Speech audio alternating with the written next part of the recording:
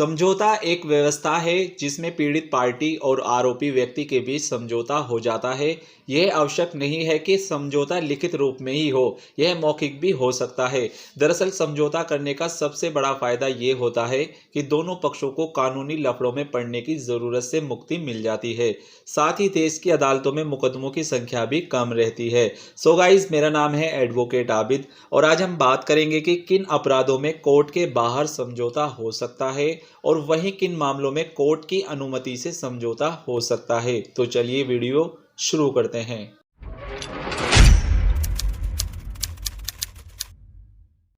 जिन अपराधों में दो पक्षों के बीच समझौता हो जाता है उन अपराधों को शमनीय अपराध कहा जाता है और जिन अपराधों में दोनों पक्षों के बीच में समझौता नहीं होता उन अपराधों को अशमनीय अपराध कहा जाता है। जिन अपराधों में न्यायालय की अनुमति के बिना भी समझौता हो सकता है उनको सीआरपीसी के सेक्शन 320 क्लोज 1 में दिया गया है। हालांकि इस समझौते की जानकारी पुलिस को देनी पड़ती है। जिन मामलों में न्यायालय की सहमति से समझौता हो सकता है उनको सीआरपीसी के सेक्शन 320 क्लोज 2 में दिया गया है।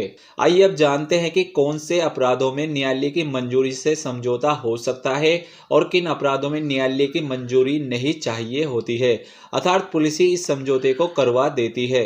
अब बात करते हैं न्यायालय की अनुमति के बिना होने वाले समझौते। चोरी का मामला।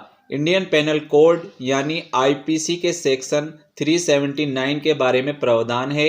इसमें वह व्यक्ति समझौता कर सकता है जिसका सामान या कुछ अन्य चीज चोरी हुई है।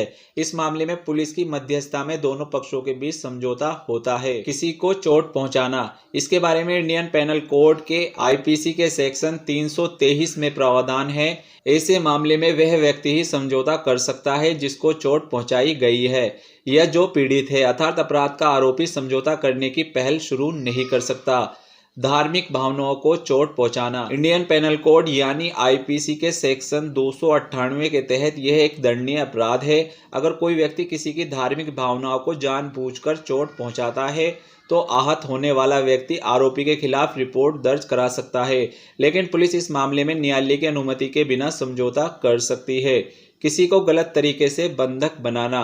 इस अपराध को आईपीसी के सेक्शन 341, 342 में अपराध माना गया है। हालांकि इसमें जिस व्यक्ति को बंधक बनाया गया है वह चाहे कोर्ट के बाहर समझौता कर सकता है। विवाहित महिला को बंधक बनाना या भगा ले जाना। यदि कोई व्यक्ति किसी महिला को बहला फुसलाकर भगा ले जाता है या अपराध करने के उद्देश्य से बंधक बनाता है तो यह आईपीसी की धारा 498 के तहत अपराध है।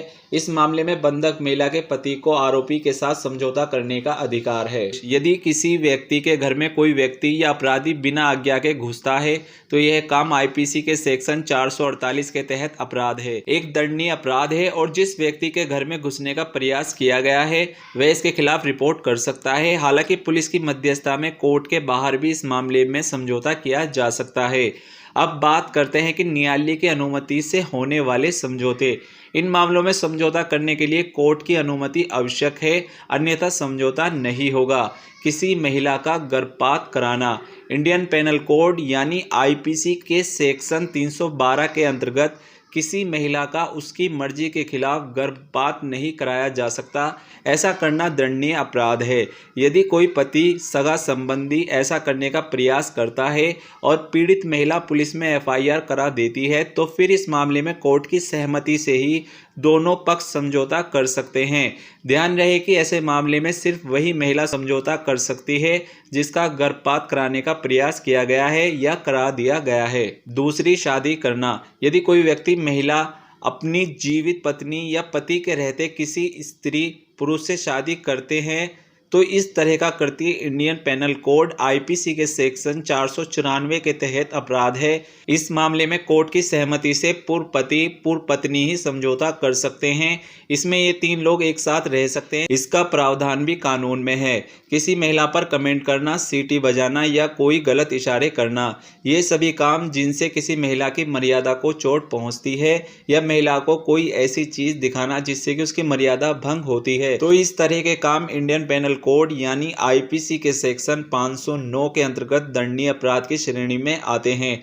ऐसे मामलों में सिर्फ वह महिला ही कोर्ट की सहमति से समझौता कर सकती है जिसके साथ यह घटना घटी होती है। किसी को 3 दिन बंधक बनाकर रखना। यदि कोई व्यक्ति किसी को उसकी इच्छा के बिना 3 दिनों तक बंधक बनाकर रखता है तो पीड़ित व्यक्ति इंडियन पेनल कोड यानी आईपीसी के सेक्शन 343 के अंतर्गत मामला दर्ज करा सकता है।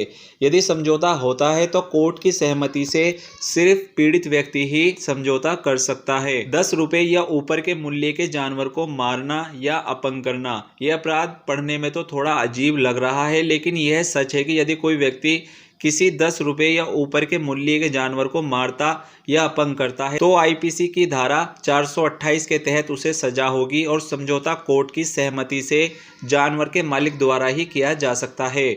धोखाधड़ी से किसी संपत्ति को छुपाना या हड़पना। यदि कोई व्यक्ति धोखाधड़ी से किसी की संपत्ति को चुराता है या हड़पता है तो ऐसा करना आईपीसी के सेक्शन 424 के तहत अपराध है। लेकिन यदि प्रभावित व्यक्ति इस मामले में समझौता करना चाहे तो कोर्ट को बताकर ऐसा कर सकता है।